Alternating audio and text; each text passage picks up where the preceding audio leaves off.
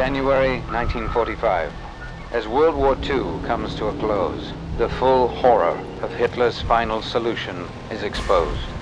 With grotesque killing factories, unparalleled in human history. Mass graves filled with corpses of men, women and children, murdered by starvation, bullets and poison gas. What could drive men to commit such atrocities against their fellow human beings?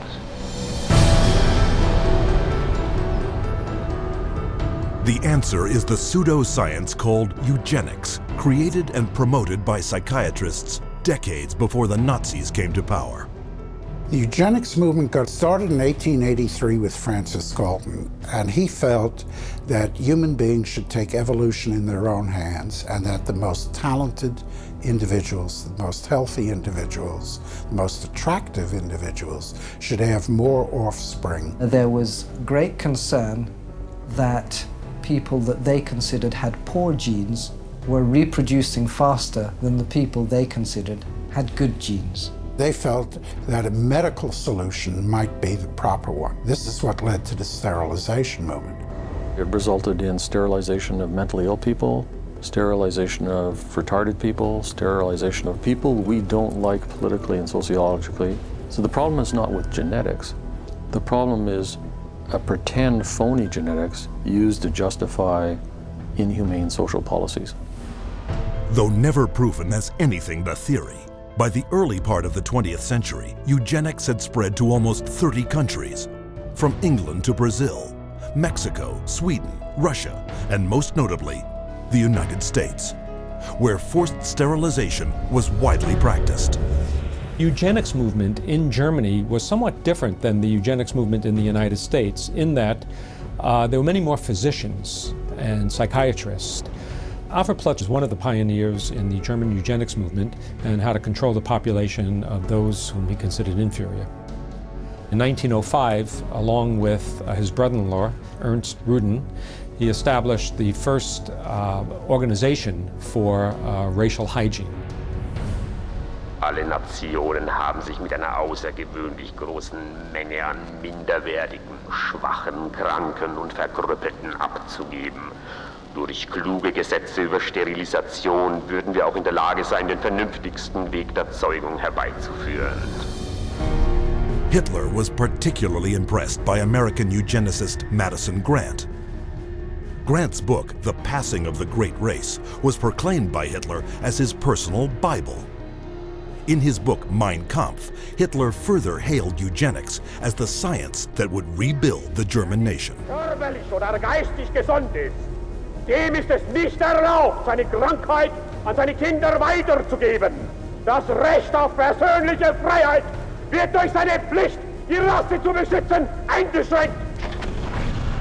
The German eugenicists welcomed the Nazi advent to power because the Nazi program could fund the very programs that they had in mind. The Nazis gave them political support, financial support, and conversely, the psychiatrists gave the Nazis a medical justification for their genocidal policies. Something like 40% of German psychiatrists had joined the SS by 1933. They weren't forced into the SS, they just joined it naturally, because the beliefs were very, very similar. Rudin and his work led directly to the decision to move from sterilization to murder. Their plan was simple. First, convince the public that feeble-minded undesirables wanted to escape the burden of their existence, but could not say it, and that killing them was an act of mercy. Then extend the definition of inferior to include Jehovah's Witnesses, Jews, gypsies, homosexuals, all unworthy of life. Psychiatrists produced propaganda movies known as the Nazi killing films, shown in all 5,300 theaters throughout Germany. Geisteskrankheit ist als ein Erbübel eine der größten Gefahren für die Volksgesundheit. Irrtum ist, dass sich solche Kranken glücklich fühlen und am Leben hängen.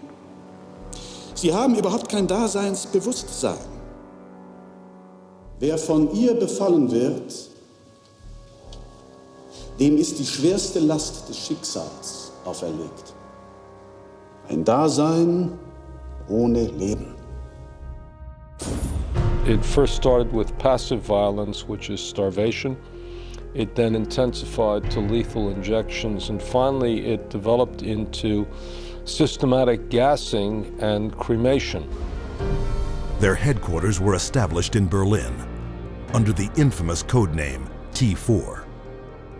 T4 program was named after Tiergarten 4, which essentially resulted over a period of time in the murder of about 70,000 people who were deemed mentally retarded, emotionally distraught, or physically handicapped by the Germans. They were called life unworthy of living. The killing, piloted in psychiatric institutions across Germany, then moved into the concentration camps, with top German psychiatrists as the executioners. Paul Naatzsche, the T4 director, declared, Das Aussortieren in den Konzentrationslagern lief etwa genauso ab wie in den Nervenheilanstalten. Und mit selbigen Erfassungsbögen. 6 million Jews died in concentration camps and as a result of Nazi extermination policies. Rudin congratulated Hitler for making his, that is Rudin's, 30-year dream come true. After the Nazi surrender, an international court of justice was held to put psychiatry on trial for its war crimes.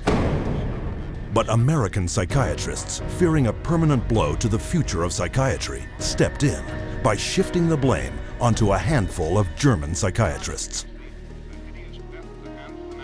There were some doctors who were prosecuted, but very few. Ernst Rudin returned to Switzerland at the end of the war. He did not serve any prison time. One of the strangest things of all about the legacy of Nazi science is that some of the nastiest psychiatric eugenicists at the end of the war went back to work either in Germany or sometimes in the United States. What began with a psychiatric plan to eliminate undesirable humanity had now spread throughout the civilized world and was responsible for the murder of 11 million people. Never brought to justice, psychiatrists, as you will see, continued to advance eugenics around the world. And today we see the results. In racism, human misery, and unending social conflict.